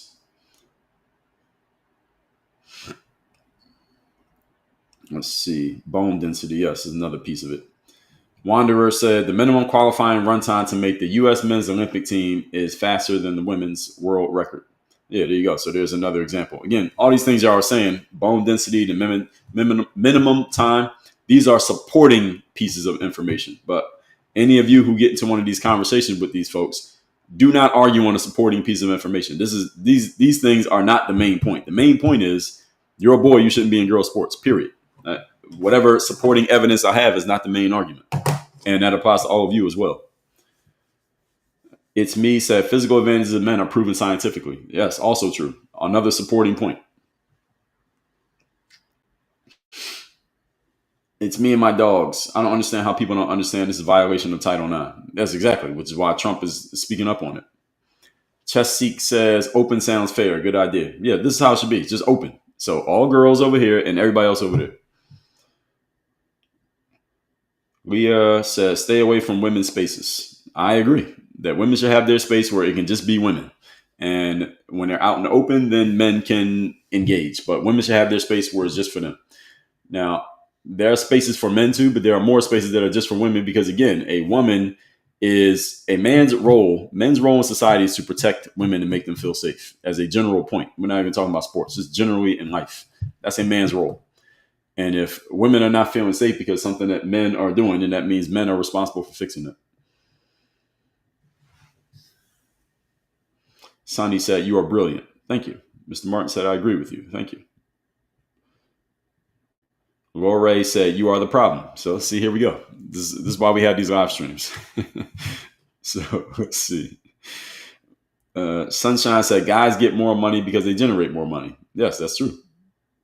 In most sports, that's true. Someone said, being spoken doesn't make you right. I'm not quite sure what you're saying there. Say that again. Ace Lawrence said, boy, bye. Are you talking to me? If so, what are you responding to? Duke's mom said, we all loved her prior to this hateful post. Generally, Simone Biles had a very high favorability rating. You know how they do that with the presidents, the favorability rankings. Simone Biles is pretty high. I mean, there are some people who weren't a fan or didn't care, but there was no one who was negative about her. Only negativity she ever had was that year she quit in the Olympics. And even that, it was just a sport thing. It was like, all right, she didn't play. She said something was going on in her head. She didn't play. And people attacked the action of her quitting, but people weren't mad at her for quitting. People just said, all right, she quit. And there was a debate about did she quit, did she not quit? But nobody had anything negative to say about her as a person. Now she put herself in a position where a bunch of people are talking negative about her. Why would you do that? Why would you just take the fact no one was saying anything negative about you and insert yourself into a conversation that's been going on for 5 years for no reason? Bree said, Shaq has a PhD from Barry University in Miami. All right, great. Did he get one from, I think it was LSU that gave him that. Does he have an honorary degree from LSU or an actual degree? That's what I was asking about Shaq. Goyo Gotts, good morning. Good to see you. Art Man, good morning. Let's see, where was I? I think we might get through all. No, let me not speak too soon.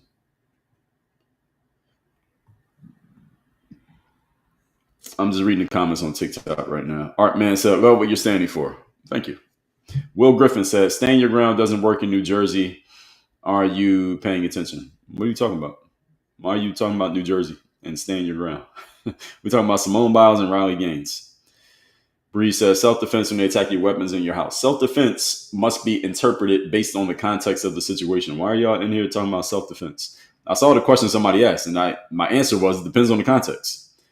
Stand your ground is not self-defense. I'm not saying it's not. What I'm saying is the person asked about self-defense. I'm not talking about stand your ground. Stand your ground is a specific thing that applies in certain states and other states it doesn't. And even in different states that have stand your ground, the laws are interpreted differently and they're written differently. And depending on the situation, they can be used differently. So again, there's no black and white answer to these questions about self-defense and crime. So any of you trying to speak as if there is, you're incorrect just on principle alone. Jennifer Graves, good morning. Mr. Martin said, don't run into any space and try to play my role. That's right. We hit 100K. Thank you, everybody, for helping me get to 100K likes here today. Tyrone said, it's plain and simple. It's just wrong. That's right. Reciprocal Terror said, let all men in women's sports and spaces to see what happens and really prove the point. Well, see, the thing, this is the reason why we have women's sports. We have women's sports so that women have a chance to compete. If we were letting men and women's sports, we don't need men and women's sports. We just call it sports. If we were allowing men and women's sports, there is no need for women's sports, quote unquote. Let's just have sports. If there was no WNBA, just let everybody who wants to play basketball try to make the NBA. How many women would be in the league? 0. If we had men's in boxing, how many women would be professional boxers if it was just boxing? Not men's boxing, women's boxing, just boxing. None. All the women be getting their asses kicked. They wouldn't even try. How many women would be playing? There wouldn't be no softball. There'd be no need for softball. We have softball because women were playing. It'd just be baseball, and no woman would be playing in the major leagues because they get their ass kicked. How many women would be in the NHL if it was just NHL? No women's league, just everybody who wants to play, come play. No girls would be playing any sport, and they would all be proverbially barefoot in the kitchen.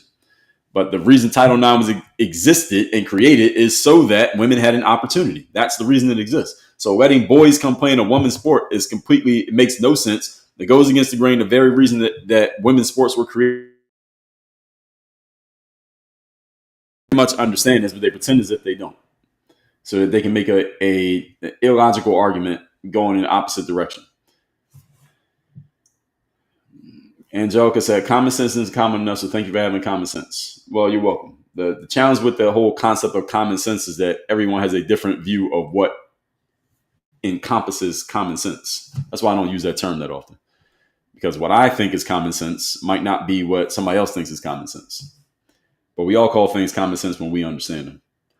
Irma V, thank you for the goats. Ned said tennis, same thing. Yeah, exactly. In tennis, if it was just tennis, no men's and women's, just tennis, Serena Williams would not be Serena Williams. We don't even know who she is. She wouldn't be in the top 200 of tennis players if she had to compete against the men. And I'm not being hyperbolic. She would not be in the top 200. Med said exactly. I just don't get the left in this point at all. Yes, and the problem for the political left, this is the reason why the political left has lost ground, because they've gone too far. I get it with maybe having some fringe people on it, but they've gone too far in this direction. They keep going and going and going. And Donald Trump has actually caused it. He's been a big catalyst for the political left, because when Donald Trump came into politics, the political left went so hard against him that they decided that anything he says or does, we're just going to do the opposite. We're going to say and do the opposite. So anything he says, even if it makes logical sense and is rational and it's a fair enough point that a reasonable person can say, okay, that's fine, the political left said, no, we got to go against it. So when Donald Trump says a boy shouldn't play in women's sports, these idiots on the political left said, okay, we got to go against that. That was stupid. Don't do that. All right. And to quote R. Kelly in that interview with Gayle King, that's stupid. Use your common sense. All right. Why would you go against that? That's dumb. They just position themselves to go against Trump by any means necessary. So if Trump understands this, I'm not sure if he does or not, somebody on his team should tell him, listen, just say a whole bunch of rational and logical things and press hard on them. And the political left is going to go against them out of sheer perversity. And they're going to make themselves look even more dumb than they already look. And that would work. Jiminy said, did I see Clay Travis? Yeah, I saw that. So Clay Travis he owns Outkick. And he offered, any man go play in the WNBA, I'll give you $250,000. I think somebody's going to try. And I like that he did that. Somebody's going to try. So what all the man has to do is declare himself as a woman and then just keep playing basketball. And so what he needs to do is get some man who's like on the fringes of maybe making an NBA, who's in college right now, or a man who's playing pro ball right now. He could be playing pro ball in overseas somewhere or in the G League. And that man just say, hey, I'm a woman now. I'm going to play in the WNBA and try to get into the WNBA. I want to see how the WNBA would handle that. I would be very interested to see how that gets handled. So I did see that, and I hope somebody takes him up on his offer. And I think somebody will. And it's not going to be a man who really thinks he's a woman. It's going to be a man who has the balls to deal with the blowback, because he's going to get a ton of blowback from people on the political left saying, why are you doing this? And they're going to make themselves look dumb. So I hope this works. What Clay Travis needs to do, Jiminy Slick, is he needs to up the ante and make it like $1 million. See, if he said $1 million, shit, I might try to go make the WNBA, get that $1 million. Because he said, what was his actual offer? Is it to play or is it to try to play? I think it's to play. I think what you quoted there is correct. He has to actually play in it. Let me see if I can find it. I think is they got to play in the WNBA. But I love this idea because first he just needs somebody to take him up on it. When he gets somebody to take him up on the offer, now he's been talking about these LA things. We might talk about this LA stuff this upcoming week. So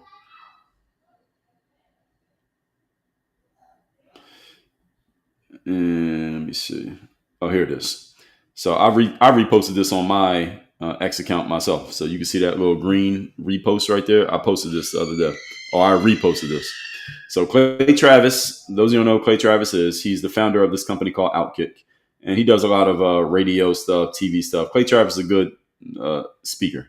Very articulate guy. Good talker. He's the kind of guy that the political right needs on its side because he can break down people's bullshit arguments. He says, men, I will pay one of you $250,000 to play in the WNBA if you can make a team. I will also pay any of you able to qualify for a women's tennis major $250,000, and I'll pay you $250,000 if you can make the U.S. women's soccer team. Get to work, challenge issued. I like this idea. He says, I will also. So he's put out 3 offers of a total of $750,000. Make the WNBA is $250,000. You qualify for a major in women's tennis, $250,000, and if you make the U.S. women's soccer team, $250,000. So the challenge here is the challenge that I'm looking at it is if I'm a man, I'm good enough to play at the pro level in my sport, I could easily make the women's team in soccer, tennis, or basketball easily. The problem is after I collect my money from Clay Travis, I got to keep playing against the women, which I really don't want to do. And then can I go back and say, all right, hey, I'm not a woman anymore. I want to go back to playing against the men. What's going to happen there? So this man might be kind of costing himself a future because at some point they may create a new rule and say, well, you can't come back. You said you're a girl. And then a lot of people might not like him. So he may not get another career opportunity. So the problem that Clay Travis is not noting here is that if you were to do this, then you might be torpedoing the rest of your career opportunities. So $250,000 is not enough for me to do that for. So he would have to up this number to he did bring this up to about $1 million. Even better if he made it like 2.5 million. Now for 2.5, if I'm a man and I'm on the fringes in the sport, I might say, well, 2.5 might be more than I'll make playing as a man. So I might as well go get this 2.5, make myself really well known. This had to be somebody who's already kind of on the side politically, because nobody who's on the fence would do this. It had to be somebody who's already on the political right and already pretty good. And they're doing it knowing that they're just making everything look ridiculous. And they're willing to do that. And then they're willing to pivot out of sports and become like an activist similar to a Riley Gaines or something like that. I don't see someone who actively really cares about the longevity of their career taking this offer because of the risks involved. So any of you know Clay Travis, tell him he needs to bring this number up to about 2.5 million. And somebody will take him up on it. 250K is not enough as far as I'm concerned. Now, well, he says some additional things. Let me read what else he said. If you're a high school male, if you can qualify as a girls athlete and win a state title as a girl, I'll pay you $10,000 per title, and you got to wear Outkick gear. So basically, we're going to be your sponsor. So if you're in high school, you can make $10K by winning the state title, and you got to wear their gear. He says LPGA has banned men, allegedly. But if you're a male, you can qualify for a women's major and win. You got to win it. I'll give you $250K. Open season on all women's championships. A gold medal, also $250K.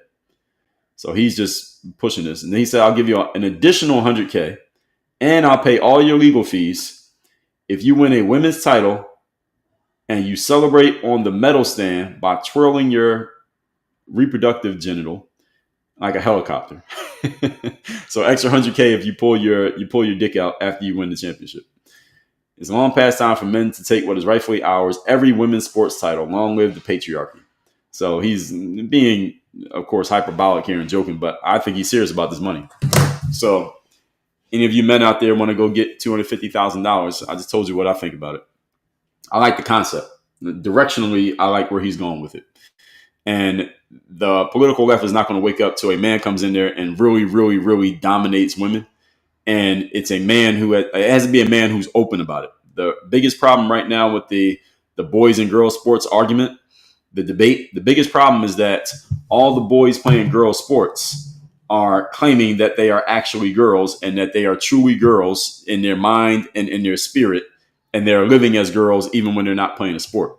What's going to break this whole matrix, what's going to break the matrix, I'm going to tell y'all right now. It needs to be a male who knows he's a male, who understands the ridiculousness of this concept.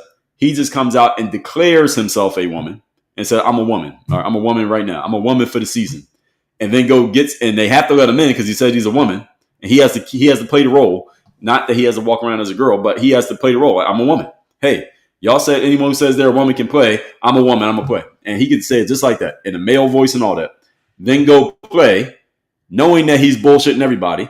But basically, he's making fun of the ridiculousness of the rule, because you can't pick and choose when you're going to enforce the rule. They say the rule is if you declare yourself a woman, you have to be treated as a woman. Then he goes and does it. If it's a team sport, then they have to find a team that has the balls to take that man who is calling himself a woman. If it's an individual sport, then you don't have that problem. You got to hold the governing body accountable. So here's where it's probably going to happen in court. This is what I'm thinking, and I'm thinking this out. It's going to happen in court. A man who knows he's a man is going to go try to play in the LPGA or let's say women's tennis. And everybody knows he's a man, but he's calling himself a woman. He knows he's a man, but they say that if a man calls himself a woman, he can play as a woman. I'm a woman, so let me in. And he has to have the balls, because he's going to get so much blowback, it's going to be ridiculous. So he's got to be a man with some balls. And he's going to get a ton of blowback from everybody. And he's got to go through with it and then beat everybody, because he's going to get blowback the whole time. Beat everybody. And then when he's done beating everybody, go back to being a man and saying, okay, well, I just want to show you all the ridiculousness of this. And the challenge, I think, is a couple challenges. One is that if he were to get through with it, actually, let me not talk about that. The biggest challenge is going to be when the governing body says, no, you can't do it because we don't think that you think you're a woman. That becomes a legal challenge because they can't do that. If it's a man says he's a woman, he's a woman. It's not, oh, well, we get to make a judgment call on if you're actually a woman or are you selling it strongly enough, or we don't think you're serious, so no, you can't call yourself a woman. They can't do that. That becomes a legal challenge. So that's what I think is going to happen. Is this going to go to court? And then in court, that's where everything changes. But it's going to take a man. They got to find a man who has the balls to go through with it, because the amount of blowback that man's going to get for even trying, you got to find somebody willing to take those arrows. So that's what it's going to be. So, Jiminy, I'm glad you brought that up. Man said the left has put themselves in a box. Yes, they have. They disagree with anything Trump says. Exactly. Jenna says maybe someone at the end of their career, like, why not about to be out? Because, again, what do you do after your career? Because the amount of blowback they're going to get is there going to be a bunch of places they can't go anymore just because they did that. So you got to think long term here, Jenna. Short term is a great idea. Short term, I would do it. I don't play sports anymore. My sports career is done. I would do it. And I don't mind taking the blowback because I can deal with it. And I'll take the $250K. But it got to be somebody good enough to actually make a team. So you need somebody who's physically capable. Chesapeake, thank you. I'll see you tomorrow. And all right, so we'll wrap this all up, everybody. So Jenna says, so we had male sports with no women and then women's sports with men. Yeah, basically we just had sports. It won't even be men's sports and women. Men don't need men's sports. When I play sports, I didn't need men's sport. I didn't need the men's basketball team. I'll play against anybody. Girl want to play basketball? Okay, I'll dunk on you. I can dunk on a man. I don't have no problem dunking on a girl. The only reason we have women's sports is because women needed a space that was just for women. Men don't need men's sports. We just need sports. Just have sports because men are good. We're going to win anyway. It's just going to be the best men are going to win. If you put everybody in, the best men will win. Women will not be seen. You won't even notice them. So women's sports exist specifically to keep men out. That's the very reason they exist, which makes the fact that this even has become a debate ridiculous. And I blame this on men. This is not women's fault. This is men's fault. All that said, everybody, we do these lives Monday through Friday, 8 a.m. Eastern. I started a little bit late here today, so I went a little bit longer to make up for lost time. We might talk about these ICE agents and masks. We might talk about this LA situation where it looks like people are rioting in LA against, we'll see. We might talk about that tomorrow. We'll see what comes up. But I will be back here tomorrow. Free book. Get a free copy of my book, The Third Day, at thirddaybook.com. That's this book right here. This book is all about how you show up and give your best effort when you least feel like it. So any of you want to step up your discipline, you want to step up your structure, you want to step up your follow through, you want to step up getting things done on a daily basis, not based on motivation and not based on willpower, but based on structure. I'll show you exactly how to do it with this book right here. I'll give it to you for free. Just cover the shipping. I will physically ship you a copy of the book. You see, I got a bunch of them right there. Go to thirddaybook.com. We will get that book to you. We also got 10 packs, 3 packs. So if you have a team, you want your team to get the book, you can go there and we will take care of that. Again, thirddaybook.com. You want to join our circle group coaching program, go to workonyourgame.live. That link in my bio on TikTok has links to everything I just told you about. My coaching program, my email list, my Dre GPT. So you got Chat GPT, we got Dre GPT. That's a chat bot that is trained on my material and my stuff. You can go to workonyourgame.live. There's a link in my profile and learn more about that. Jenna said my books are in the mail. Yes, they are. If you order them, they're in the mail, guaranteed. And they're going to be in your inbox soon, and then they're going to be on your bookshelf. So everybody have a great rest of your Monday. I will see you all tomorrow morning, 8 a.m. Eastern. We are out of here. Work on your game. 100K. Thank you, everybody. Oops. I'll just do.